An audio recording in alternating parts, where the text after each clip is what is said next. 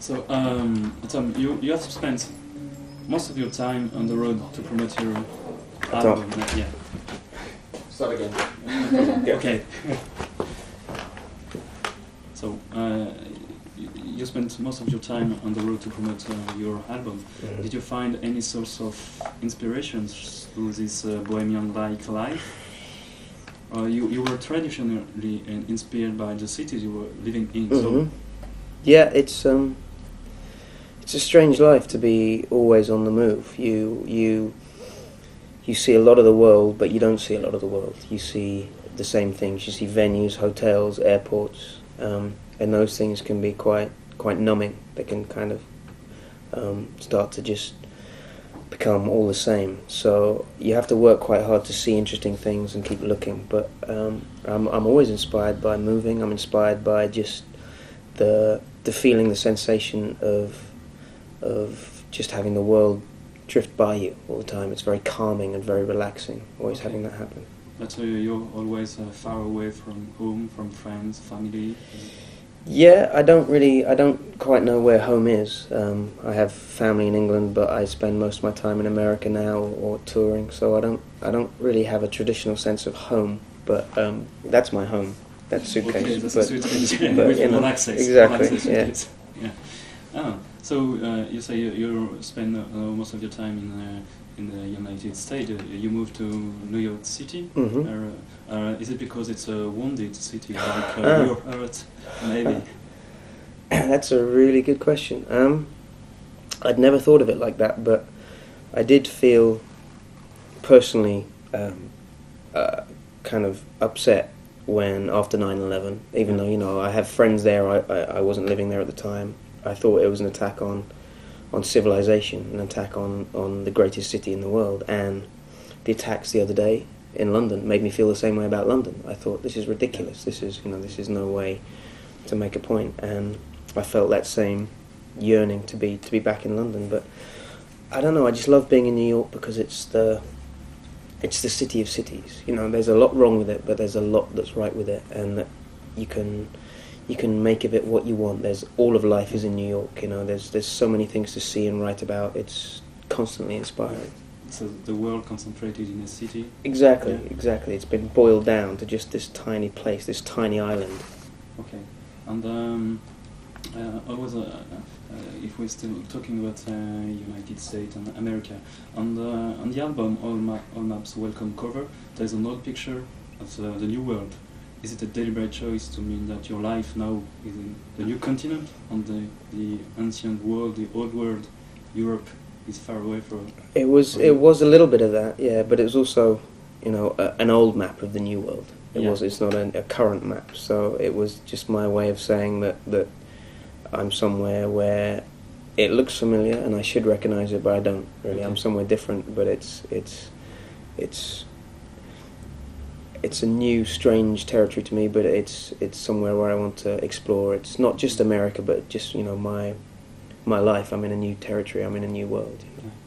And is there? I was thinking, is there any link with Bolivia, land of hummingbirds, masked by the title? So Mm-hmm. maybe does this cover means all maps in Bolivia welcome? Well, yeah, I haven't got many maps of Bolivia, so if you have any, that would be good. I love South America. I've only ever been to Brazil. I love travelling in Brazil. It's a great country. And Bolivia is kind of, that's an in-joke for me and for someone. Yeah. So I won't explain. Okay, good. Oh, are you thinking about, would you compose a song for England, like New Order did 15 years ago? For England, For the World Cup? Yes. Do you remember, you probably don't remember, but Scotland, Lycos, they had a song from about, I don't know how many years ago, 3-4 World Cups ago. The song was Don't Come Home Too Soon. Yeah. Don't come home too soon. And the person who wrote it is a friend of mine, and he said he should have written, why bother going at all? And I think the same about England is, you know, it's great, but the same thing will happen this World Cup as happened in every World Cup. The whole country will get really excited. Yeah. We'll look like we're going to do really well, and then we'll get beaten by the Germans on penalties. That's what will happen every single time. It used to be France. Yeah, to be exactly. beaten by Germans, It's England. and I love the optimism. So maybe they need to find someone who can write optimistic songs to write a World Cup song for England. So let's talk about music. When and how did you discover music? Is it through your, I don't know if you have brothers, sister, or is it I had first pop music I was listening to was my sister's stuff. I've got two older sisters, and they were into Kate Bush and U2 and Bob Dylan, and so I listened to that.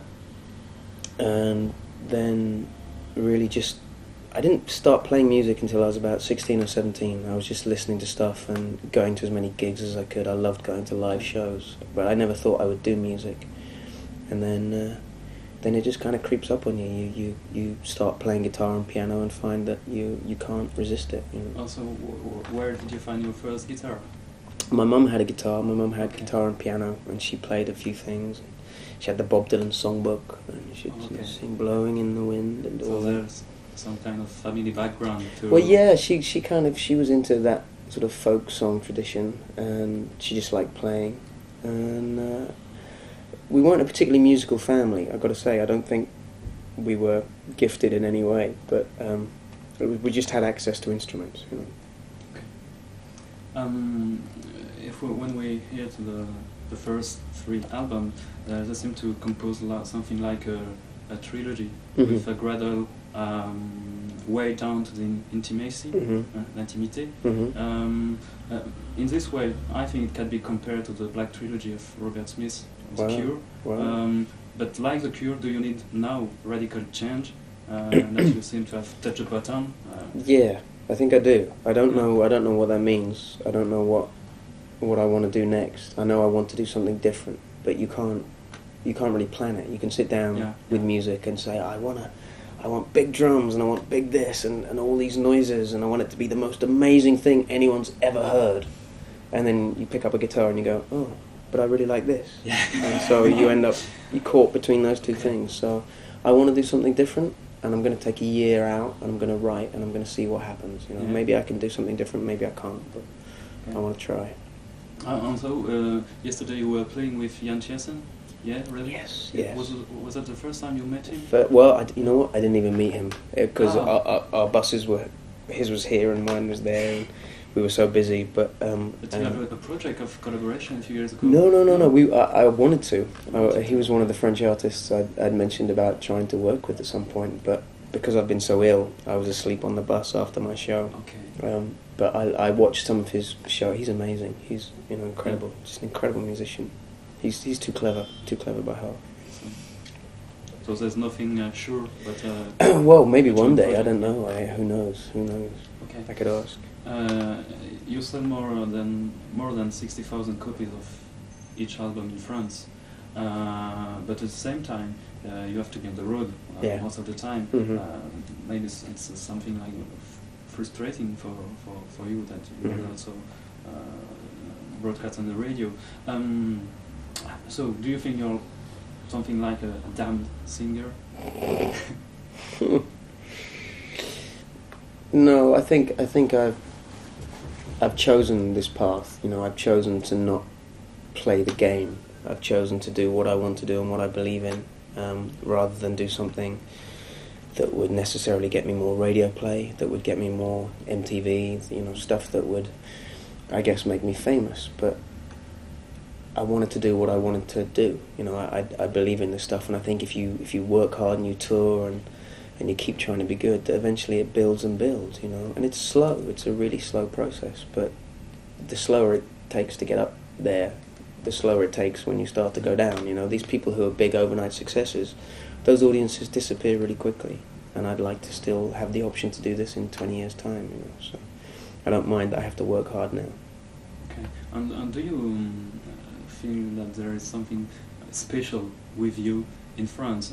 Is there? Can you explain the sensitivity of French people to songwriters like you, or Jeff Buckley, or Grantley Buffalo a few years ago, that have success first in France and then have more success elsewhere in the world?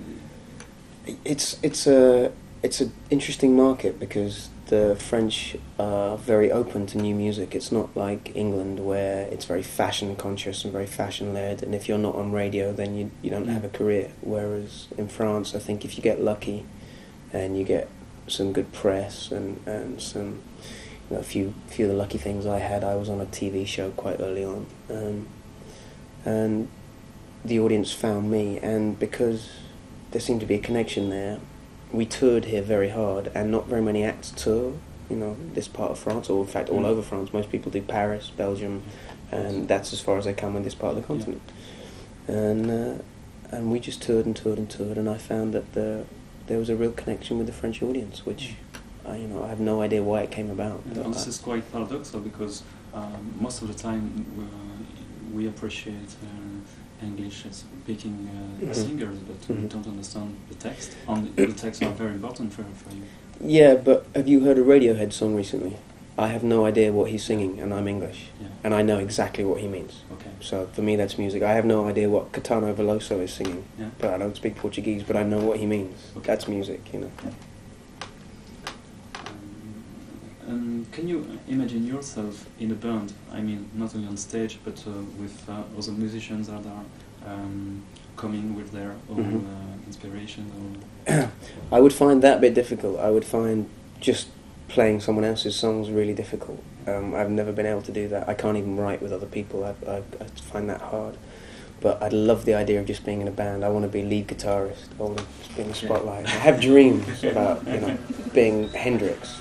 But it'll never happen.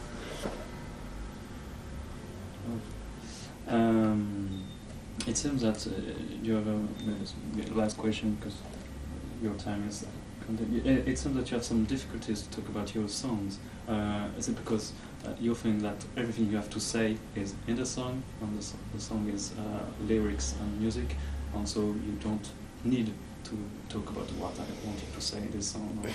I don't know that it helps. It's like having the commentary on a movie. On a DVD now you can have a commentary and you have the director saying, well, we did this, or this happened, or this was an accident, and ultimately I don't really care, because I love the movie. You know, I don't think you clarify anything. And for instance, if I tell you that I sang certain words because they sounded good to me and they felt good, not because they meant something special, then people go, oh, we thought everything was so important. And if I say the song is about this moment in my life and about this situation, they'll think it's about something completely different and then be disappointed because it's not the same. So I love the fact that it's ambiguous, that I can say something and other people can take it and make it into something completely different. I love that. Emotions don't need explanation. Exactly. You know, you can. It's tangible. If I can't make people understand what I'm saying just by the sound of my voice and the sort of music I'm making, then I'm not doing my job, whether people understand it or not. You know. Okay. Do you think that music is just the following part of you? I mean, it's just suit or something? Yeah. I mean, I don't make music just to make music. I'm not a good enough musician, and I don't get a big enough thrill from just the basics of music, because I don't know, I'm not technically that good. I love being able to express myself with music. You know, if I have a bad day, I can write a song about it. If I have a good day, I don't write about it. But, I just like the fact that I have a vehicle to express myself, and that's what music is for me. It's not my life, it's a way for me to look at my life. And did you try another artistic way of expression? I don't know, painting or... I can't paint, can't draw, I'm terrible. I've done some writing, but not really artistic, not creative writing. I've written for newspapers, and I went to Africa recently to write about a famine for an English newspaper, but I haven't done anything other than music really creatively. So. You're talking about famine in Africa. There's something about poverty on your website. Yeah. Are you like a lot of English songwriter like Paul Weller, McCarthy, engage in terms of politics? I don't think any more than anyone is. I mean, you know, if Jean-Marie Le Pen was on the march again, you'd all be on the streets, and Mm. everyone would be complaining, and everyone would be scared, and everyone would be making their voice heard. And I see it as a natural reaction, just as a human being, not as a songwriter or an artist or a politically motivated person. I just think, well, you know, I can put this thing on my website, which Yeah. might save a few lives. I can do this charity show. I can do those small things, and I believe in them, so I do them. It's not that I think I'm sort of Bono or Bob Geldof. Mm. I just do it because, you know, I want to do it. I'd do it if I wasn't doing music anyway. You know? Yeah, and do you think that music can have an impact on politics, like the Red Wage experience? No. So, Music changes nothing. Changes nothing. try to stand on Margaret, but she stayed. Exactly. Yeah. No, music changes nothing, but it changes people, and it fills people with hope and the idea of something different. So people who listened to Bob Dylan in '68, some of them grew up to be, you know, activists in Greenpeace, and some of them grew up to be the people they were fighting against, Yeah. but they still listen to Bob Dylan. So, you know, you can't help what happens, but you can affect people, and you affect one person, and that's, you know, that's a change. But in terms of changing the world with a song, never going to happen.